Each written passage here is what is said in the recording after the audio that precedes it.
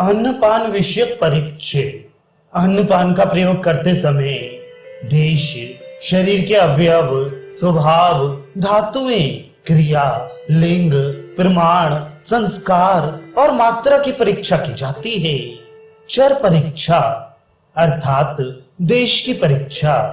जो जीव अनुपदेश या जल में उत्पन्न होते हैं अथवा अनुपदेश में या जल में गमन आगमन करते हैं उनका, और जो जीव भारी वस्तुओं को खाते हैं उनका मांस गुरु होता है। जो जीव हल्की वस्तुएं खाते हैं और जो जंगल या आकाश प्रदेश में उत्पन्न होते हैं या गमन आगमन या निवास करते हैं उनका मांस हल्का होता है। शारीरिक अवयवों के अनुसार परीक्षा। सबके सिर और कंधे आदि शरीर में है।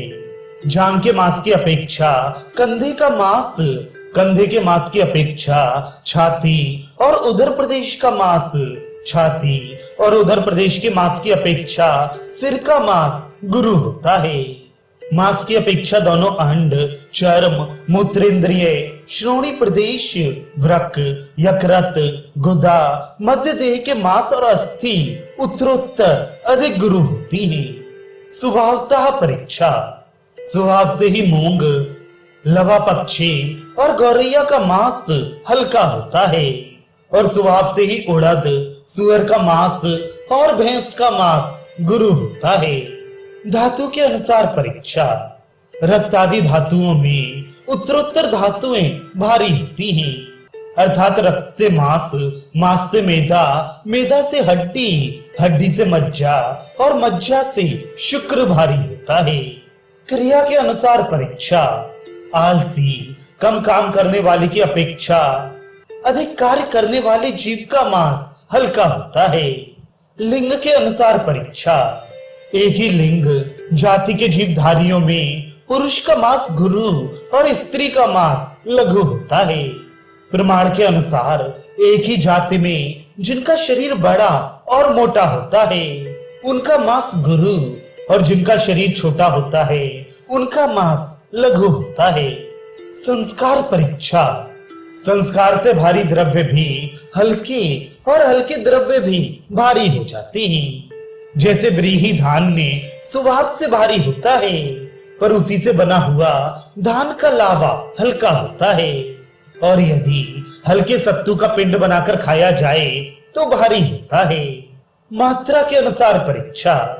गुरु आहार द्रव्यों को अल्प मात्रा में लेने से लघुता और स्वभावतः लघु द्रव्यों को अधिक मात्रा में सेवन करने से गुरुता होती है।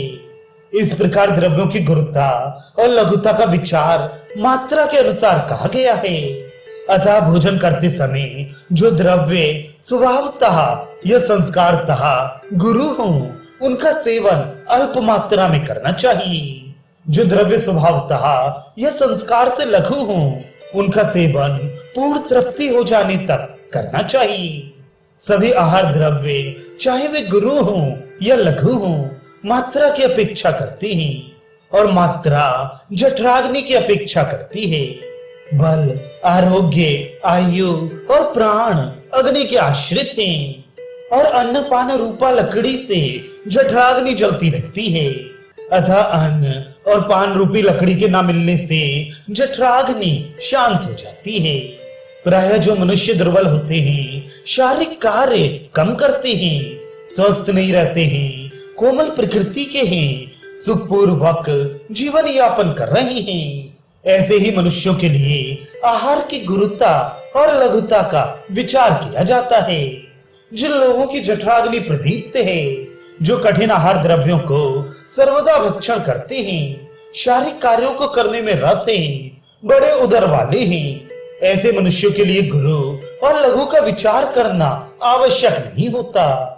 मनुष्यों के लिए उचित है कि मात्रा और काल का विचार करते हुए सावधानता पूर्वक प्रतिदिन हितकारी अन्नपान रूपी समिधा से अंतराग्नि में होम करें। जो अहिताग्नि पुरुष जठराग्नि में सदा पथ्य आहार से हवन करता है तो वह पुरुष प्रतिदिन ब्रह्म का जप करता है और दान देता है। इस प्रकार कल्याणकारी मार्ग का सेवन करने वाले और अन्नपान की सातम्यता का कि मेरे लिए कौन सा अन्नपान अनुकूल है, इसका ज्ञान रखने वाले पुरुष को यदि उसका जन्मांतरीय पाप ना हो तो किसी प्रकार के भावी रोग उसे नहीं होते। हितकारी आहार विहार करने वाले जितेंद्रिय पुरुष सज्जनों से प्रशंसा प्राप्त करते हुए रोग रहित होकर 36,000 रात्रि दिन अर्थात 100 वर्ष तक जीवित रहते हैं। प्राणधारियों का प्राण अन्न है, अतः जीवलोक अन्न की ओर दौड़ता है।